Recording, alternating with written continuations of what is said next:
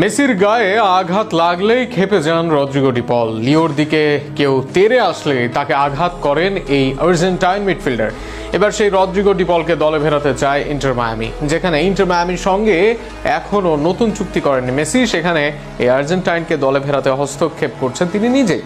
তবে কি মেসিকে ধরে রাখার শর্তেই ডি পলকে চায় মায়ামি? আর্জেন্টিনার বিশ্বকাপ জয়ী মিডফিল্ডার রদ্রিগো ডি পলকে ঘিরে বড় গুঞ্জন উঠেছে ফুটবল দুনিয়ায়। লিওনেল মেসির ক্লাব ইন্টার মায়ামি নাকি এবার এই মিডফিল্ডারকে নিজেদের দলে টানতে চায়। ইউরোপীয় সংবাদ মাধ্যম থেকে শুরু করে যুক্তরাষ্ট্রের ক্রীড়া বিশ্লেষকরা পর্যন্ত বলছেন মেসির উপস্থিতি ডি পলের আমেরিকায় পাড়ি দেওয়ার পেছনে মূল অনুপ্রেরণা হতে পারে। বর্তমানে অ্যাথলেটিকো মাদ্রিদের হয়ে খেলা ডি পল নিয়মিত পারফর্ম করছেন লা লিগায়। তবে 30 বছর বয়সী এই ফুটবলার জাতীয় দলের হয়ে মেসির ছায়াসঙ্গী হিসেবে বেশি পরিচিত। মাঠের বাইরে মেসির সবচেয়ে ঘনিষ্ঠ বন্ধুদের মধ্যে ডি পল অন্যতম, যিনি কাতার বিশ্বকাপ জয়ের অন্যতম নায়ক ছিলেন। এমন একটি সম্পর্ককে কাজে লাগিয়ে মায়ামি ক্লাবটি আবারও বড় চমক দিতে চায় মার্কিন মেজর লিগ সকারে।